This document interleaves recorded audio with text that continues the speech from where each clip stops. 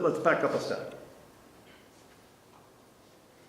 So the district board is given the authority to adopt local policy under the PA code, right? We all agree with that? Sure. Okay.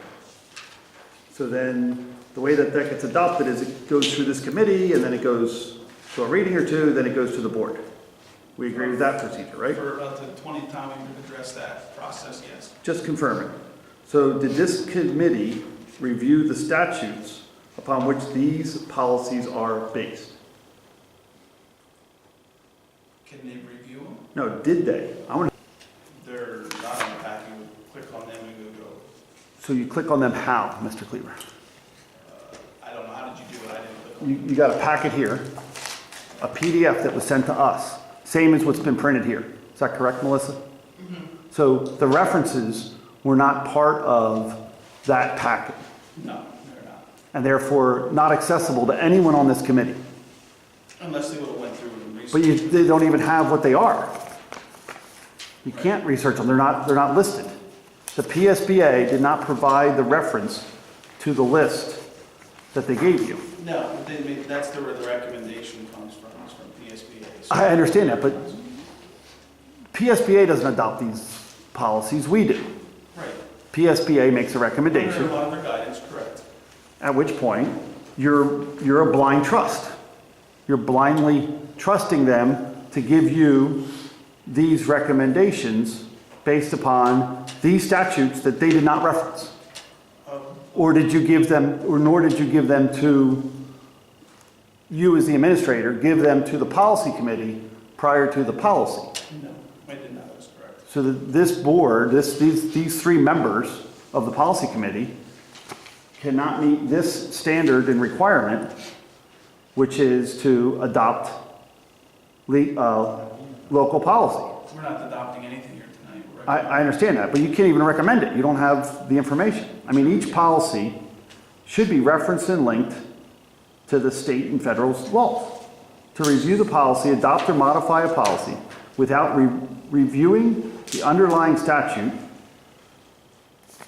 would be irresponsible for us.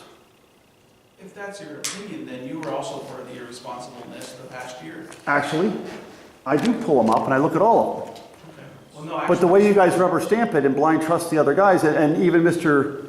Stern has said, I abdicate that authority to the solicitor to write these policies, or I abdicate that authority to you to administer these policies and to do it. That's what I heard. Is that right, Mr. Stern? No, I trust their legal opinion to write these policies. Okay.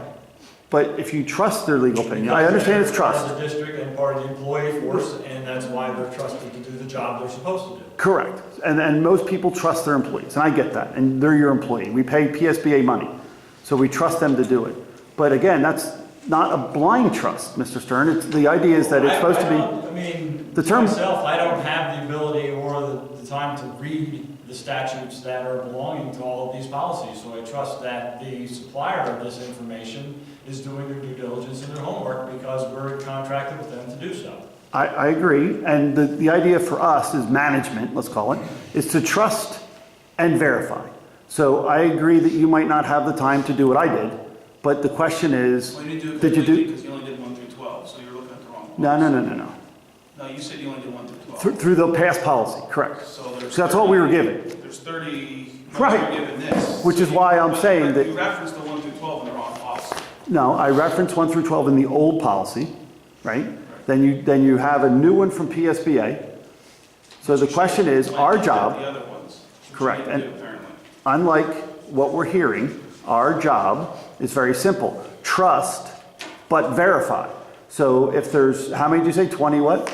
There's 32 now. So 32, if Mr. Stern, as a committee member, picks, hey, I'll do the first 5, and Ms. Spinelli picks the next, how many did you do of those 30?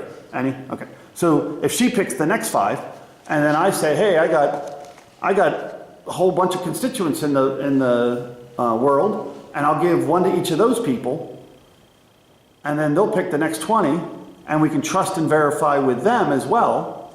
Now we're doing our job as a board. How many of those people have legal expertise? Do they need legal expertise to read the law, Mr.? I would recommend if you're passing anything for regarding policy that someone, whether it be our own school solicitor or PSBA, review to make sure. Excellent. Did our solicitor do this review, John? No. Okay. So we're going to have to use with what resources we have. But the And- solicitor does not review anything until it's submitted, like until we have the first reading. Okay. So prior to that, we should get it as close as we can with what we have. So the first part of the puzzle is physically reading with what they call common English language. And when I read that it says shall, that to me means you have to. Like the investigation, you have to do one. But then when I see the word may, to me, legal or not, and you can check other laws and other adjudicated processes, but may means does not have to. Are you And- referring to the old one or the new record? The new record. Where are we? I don't know where it is. Point out where we're talking about. I think